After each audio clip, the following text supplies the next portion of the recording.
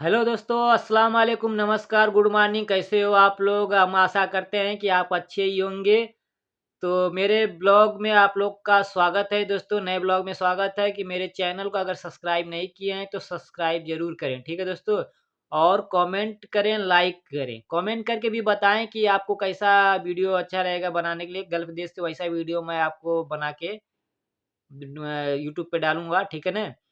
तो आज का जो टॉपिक है दोस्तों वह है ये एजेंट पर। एजेंट पर है। बहुत से एजेंट क्या होते हैं फँसा देते हैं, मैं शॉर्टकट में बताऊँगा वीडियो लंबा हो जाएगा।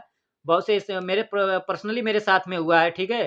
तो एजेंट क्या है, बहुत से एजेंट धोखाधड़ी के काम, पैसे की लालच में आदमी गरीब आदमी है, कैसे-कैसे आता है यहाँ पे कमाने के लिए, ठीक है? कर्ज़ा करके क्या-क्या करके वीज़ा लेता है, वीज़े के चक्कर में फँसता है। तो एजेंट बहुत लोग फँसा देते हैं, 10% है जो कि फँसाते नहीं तो 90% एजेंट जो है धोखाधड़ी का काम करते हैं दोस्तों।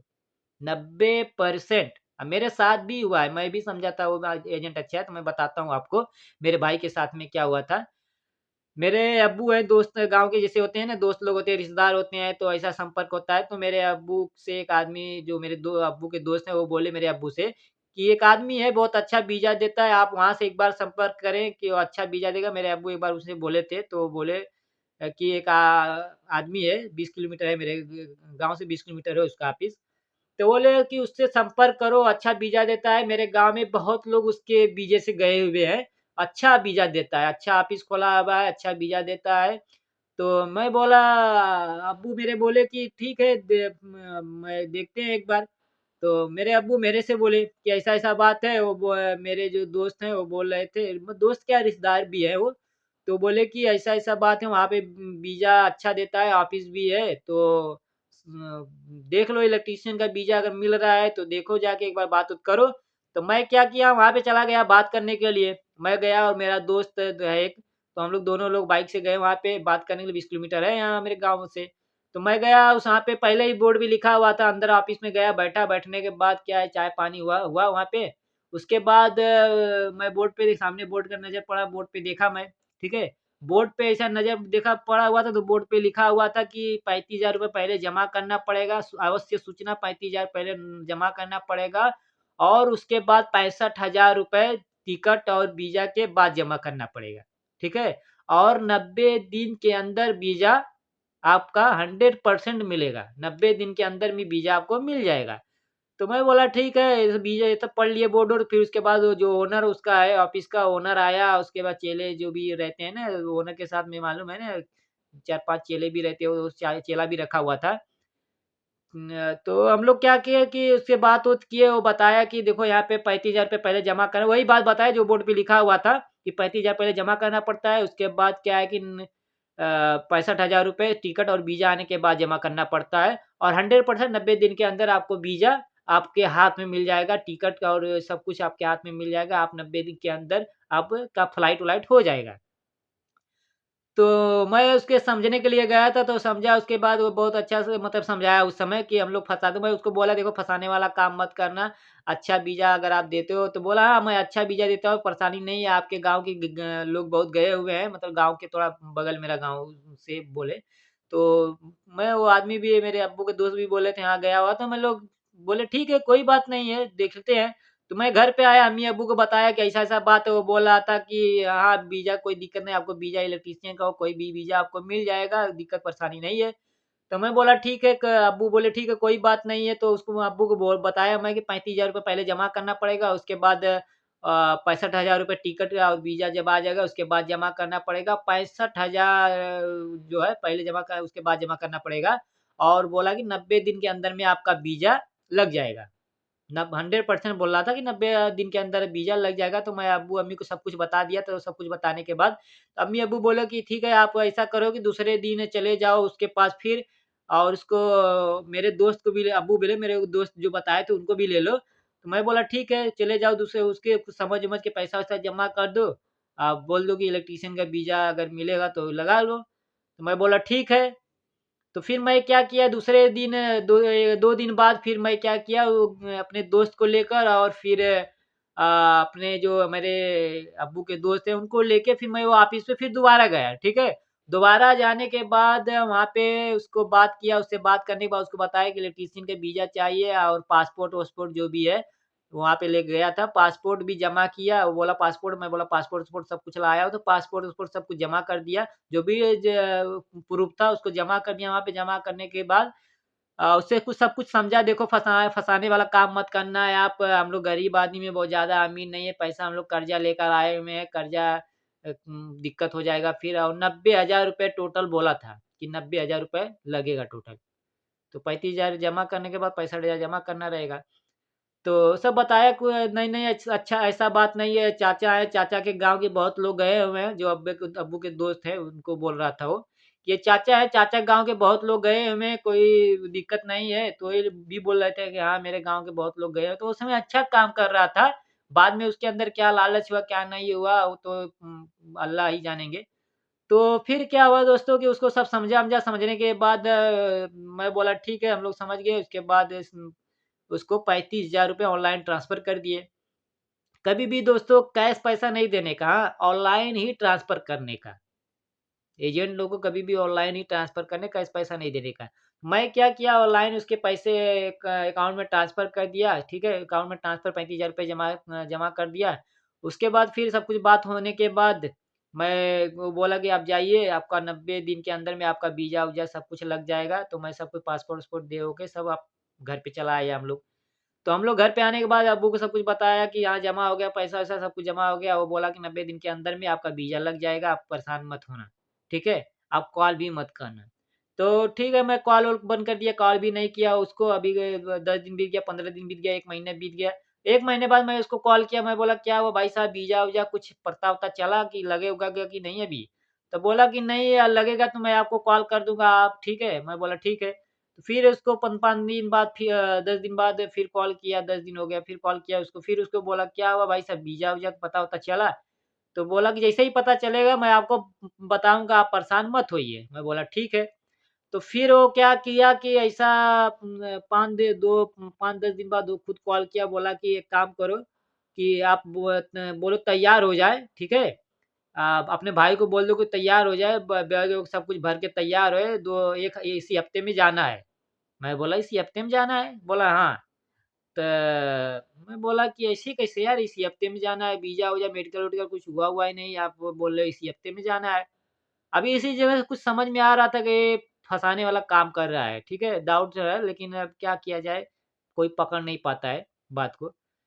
तो बोला कि ऐसा-ऐसा बात है, आप तैयार कर लो, मैं तो उसको ठीक है, मैं भाई को तैयार कर दिया सब कुछ, वो तैयार हो गया वो, बैग-वैग भर के तैयार हो गया, वो टूरिस्ट वीज़ा वो भेजा मेरे को। अब वो टूरिस्ट वीज़ा भेजा, टूरिस्ट वीज़ा जैसा ही भेजा, मैं चेक किया, मैं उसको कॉल किया, मैं बोला, "क्या यार, ये तो टूरिस्ट वीज़ा है।" बोला, "हाँ, वो कंपनी वाला बोला है कि वो टूरिस्ट वीज़ा पे उसको बुलाओ, यहाँ पे क्या है कि उसका फिर एम्प्लॉयड वीज़ा पे ट्रांसफ़र हो जाएगा।" तो मैं बोला कि ठीक है। मैं ठीक है बोला, मैं उसको भी समझा कि यार तुम गलत काम कर रहे हो, मुझे टूरिस्ट वीज़ा, मैं पहले ही बोला मुझे टूरिस्ट वीज़ा नहीं चाहिए, आप टूरिस्ट वीज़ा फिर से दे दिए, फिर बोले आप टूरिस्ट वीज़ा दे दिए। मैं बोला था आपको टूरिस्ट वीज़ा नहीं चाहिए, टूरिस्ट वीज़ा नहीं चाहिए। तो बोला कि आप परेशान, वो बोला एजेंट का जो चेला है, और एजेंट क्या बोला कि टूरिस्ट वीज़ा है, परेशान मत होइए, हम लोग वहाँ पे जाएँगे, हम लोग वहाँ पे जाएँगे, वहाँ पे जाने के बाद आप दो टिकट निकालेंगे, टिकट निकाल के बुलाएँगे, हम लोग वहाँ पे रहेंगे, कोई दिक्कत परेशानी नहीं होगा, ठीक है? तो बहुत रिक्वेस्ट किया, समझाया-वमझाया, तो मैं क्या बोला कि अब ठीक है, कोई बात नहीं, पैसा जमा अभी हो गया था 35,000 रुपए, तो अभी क्या करना था। तो वो क्या किया, वहाँ पे गया, वो जाने के बाद 10-15 दिन बाद कॉल किया, टिकट करने के बाद वो वहाँ पे गया, करने वहाँ जाने के बाद टिकट करके कॉल किया, ठीक है? टिकट-विकट कर दिया, फिर उसके बाद कॉल किया, बोला आपका टिकट आपके भाई का हो गया है, तो इतना तारीख को आपको भाई को यहाँ पे आना है। तो मैं बोला ठीक है, कोई बात नहीं।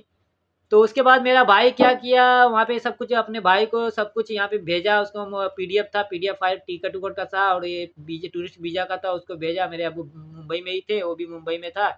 तो सब कुछ भेजा, उसको भेजने के बाद वो 2 दिन बाद फ्लाइट था, फ्लाइट हुआ, फ्लाइट में गया, बैठा-वैठा फ्लाइट से, फिर वो गया। फ्लाइट में टिकट भी कैसा किया था मालूम है? दुबई टू बहरीन, मुंबई से दुबई, दुबई से बहरीन, ऐसा वो किया था टिकट।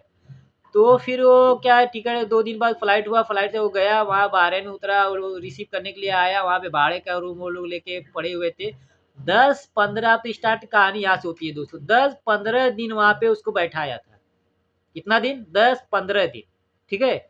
10-15 दिन वहाँ पे उसको बैठाया था, उसे खाना बनवा रहा था रूम पे, उसे मतलब कि साफ सफाई करवा रहा था रूम पे।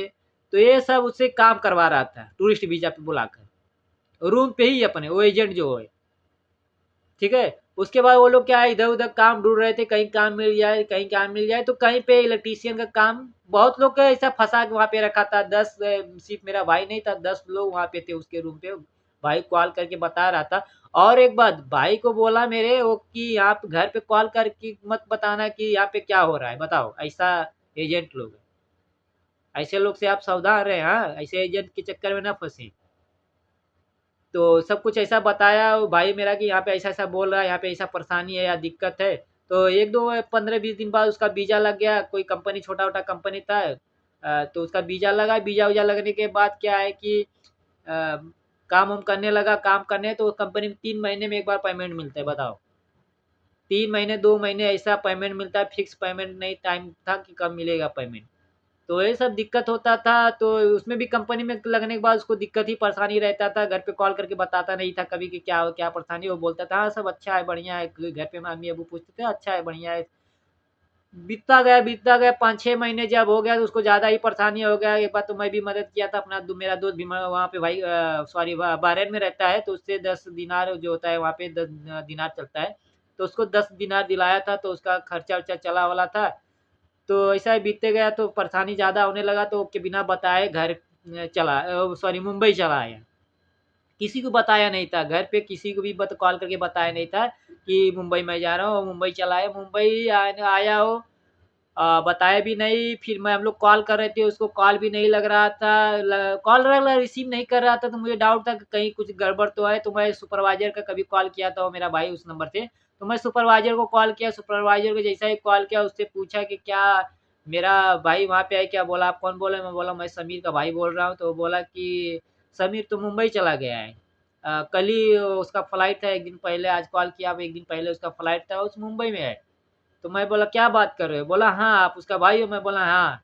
बड़े मैं बोला हाँ उसका बड़ा भाई हूँ मैं। तो बोला कि तब वो मुंबई में चला गया, आपको पूरा डिटेल्स भेज दिया, उसका पैसा वैसा पूरा मैं दे दिया हूँ। मैं बोला ठीक है।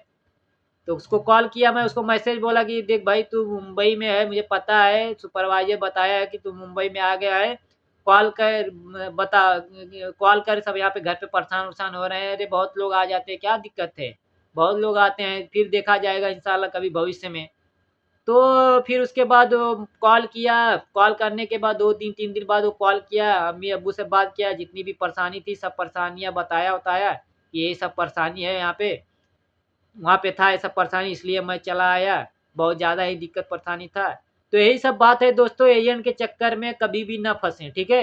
एजेंट का कितना भी बोले आप लोग से कि टूरिस्ट वीज़ा पे आने के लिए, कितना भी बोले टूरिस्ट वीज़ा पे आने के लिए, आप टूरिस्ट वीज़ा पे कभी भी ना आएँ, ठीक है? यहाँ पे आने के बाद दोस्तों कोई किसी का नहीं होता है।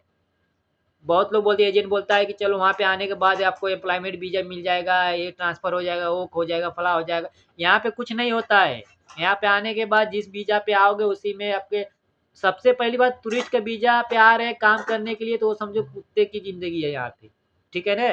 तो एजेंट का ऐसा पूरा सोच समझ के काम कराएँ, टूरिस्ट वीज़ा पे ना आएँ, अच्छा से काम कराएँ, उसको पूरा समझे उससे कि क्या है वहाँ पे जाने के बाद मुझे टूरिस्ट वीज़ा नहीं चाहिए और मुझे वीज़ा पक्का वीज़ा चाहिए। ये नहीं कि हाउस ड्राइवर का वीज़ा बोल के मजरे का वीज़ा भेज दे, बहुत लोग के साथ ऐसा होता है।